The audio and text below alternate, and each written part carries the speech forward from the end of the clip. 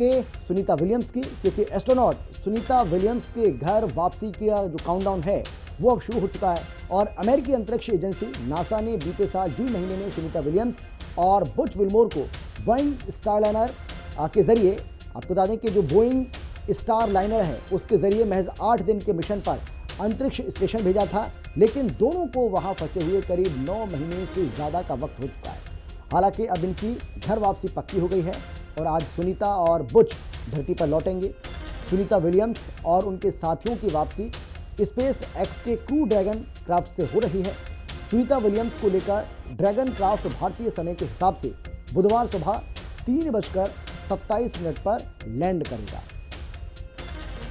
तो ये जानकारी आपको हम दे रहे हैं। अब सुनीता विलियम्स की जो वापसी है वो पक्की हो गई है। बुच वो भी उनके साथ वापस आ रहे हैं।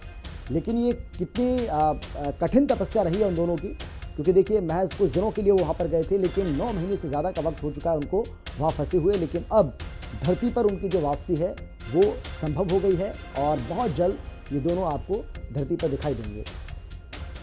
तो इस बारे में ये जानकारी भी आपको हम दे रहे हैं कि धरती से 400 किलोमीटर ऊपर और साइज में 6 बेडरूम के मकान के बराबर इंटरनेशनल स्पेस स्टेशन क्या है, इसके बारे में विस्तार से जानकारी आपको हम दे रहे हैं। स्पीड है इसकी 28,000 किलोमीटर प्रति घंटे और 1.5 घंटे में पृथ्वी का एक चक्कर ये लगाती है। एक दिन में पृथ्वी से चांद पर आना जाना संभव है। धरती से चांद की दूरी 384 किलोमीटर और धरती से 400 किलोमीटर ऊपर है। तो 8 दिन के मिशन पर अंतरिक्ष में गए, लेकिन जैसा कि हमने आपको बताया कि 9 महीने से ज़्यादा का वक्त हो चुका है, वहाँ फंस गए। लेकिन अब इनकी वापसी संभव हो पाई है और बहुत जल्द ये दोनों धरती पर वापस आ जाएंगे। तो अंतरिक्ष से वापसी पर चुनौतियां क्या हैं ये आपको बता रहे हैं। कई हफ्तों तक व्यायाम और चिकित्सा करना है। वापसी के बाद की जो प्रक्रिया है वैज्ञानिक उस पर नज़र रखेंगे। हड्डियों और मांसपेशियों में कमजोरी की शिकायत हो सकती है। कई हफ्तों तक करना होगा व्यायाम और चिकित्सा।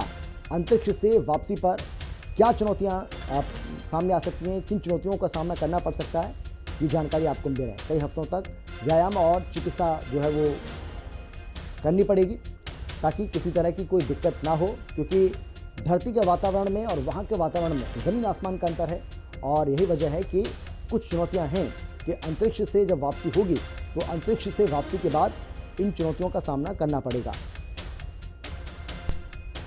Pretty awesome, actually, opportunity to do something different every single day. You can see Butch Wilmore with the different canisters to collect those microorganism swabs.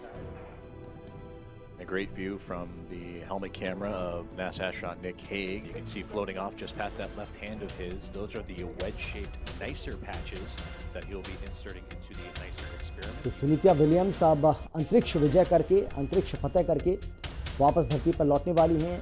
Sunita की वापसी का जो वक्त है वो बहुत नज़दीक है। काउंटडाउन शुरू हो चुका है। 19 मार्च को वेलकम होगा सुनीता विलियम्स का। इस बात की पूरी उम्मीद अब बढ़ रही है, यानी कि कल वो धरती पर वापस लौट आएंगी। अंतरिक्ष में परचम लहराने के बाद भारत की बेटी का ज़बरदस्त वेलकम करने की तैयारी यहाँ पर हो रही है और इसमें सबसे अहम जो रोल रहा है स्पेस एक्स का। और इसके लिए उन्होंने एलन मस्क और ट्रंप का आभार भी प्रकट किया है। और देखिए यहाँ किस तरीके से जब ये पहुँचे थे लोग, वहाँ खुशी का इजहार किया गया, किस तरीके से गले मिलकर एक दूसरे से अपनी खुशी जाहिर की, वो आपको हम दिखा रहे हैं। सुनीता विलियम्स आपको इन तस्वीरों में नजर आ रही हैं। तो बहुत जल्द अब ये शुभ समाचार जो है वो मिलने वाला है।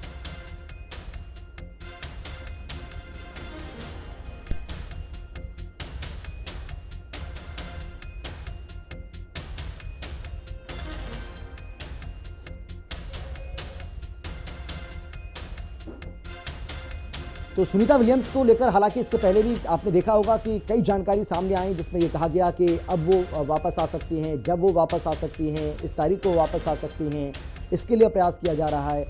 लेकिन हर बार निराशा हाथ रखती थी।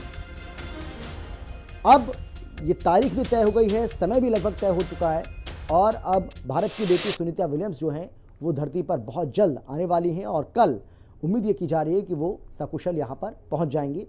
और इसके साथ ही बुच जो हैं वो भी उनके साथ मौजूद हैं। तो इन दोनों की यहाँ वापसी अब हो जाएगी।